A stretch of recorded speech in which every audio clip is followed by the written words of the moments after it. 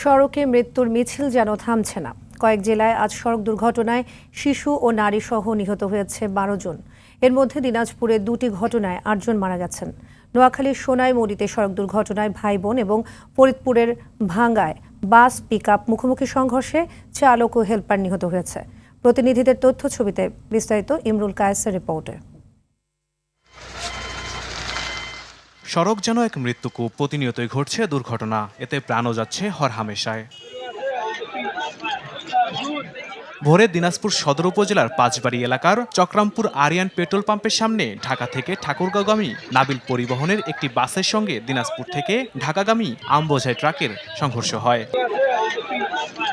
এতে বাসের সামনের অংশ দুমড়ে মুচড়ে যায়।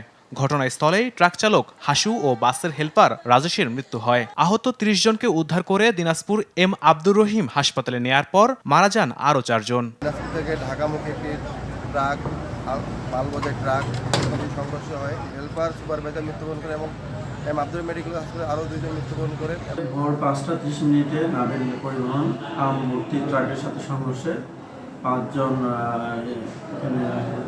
মৃত ঘোষণা হয়েছে। একটা নাবিল পরিবহন আর একটা ট্রাক মুখোমুখি সংঘর্ষ হয় এবং ঘটনাস্থলেই আপনার নাবিল পরিবহন হেলপার উনি মারা যায়। আমবোঝাই ট্রাক পাঁচবাড়িতে আগে একটা ভ্যানালাকে মারে।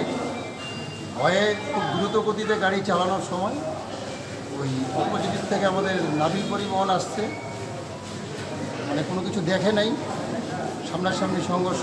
দুর্ঘটনা কবলিত বাস ও ট্রাকটি জব্দ করেছে পুলিশ। ঢাকা থেকে আসা নাবিল পরিবহন, দিনাজপুর থেকে নাবিল পরিবহন আর আমবোঝাই একটা ট্রাকে মুখোমুখি সংঘর্ষ। প্রায় আহত অবস্থায় ২৮ থেকে ৩০ জনকে এম আব্দুর রহিমে নেওয়া হয়েছে। একই জেলার ফুলবাড়ী উপজেলার আঞ্চলিক সড়কে গরু বোঝাই নসিমনের সঙ্গে ট্রাকের মুখোমুখি সংঘর্ষে ২ জন নিহত হয়েছে, আহত হয়েছে আরও ৪ জন। এদিকে নোয়াখালীর সোনাইমুড়িতে কাভার্ড ভ্যান চাপায় অটোরিকশার আরোহী ভাই ও বোনের মৃত্যু হয়েছে। বেগমগঞ্জ সোনাইমুড়ি আঞ্চলিক মহাসড়কের মদিনা মসজিদের সামনে এ দুর্ঘটনা ঘটে। এছাড়াও ফরিদপুরের নগরকান্দা উপজেলার জদুরিয়া এলাকায় যাত্রীবাহী বাস ও পিকআপ ভ্যানের মুখোমুখি সংঘর্ষে পিকআপের চালক ও হেলপার নিহত হয়েছে। আহত হন বাসের ৮ জন যাত্রী। ইমরুল কায়েস, RTV।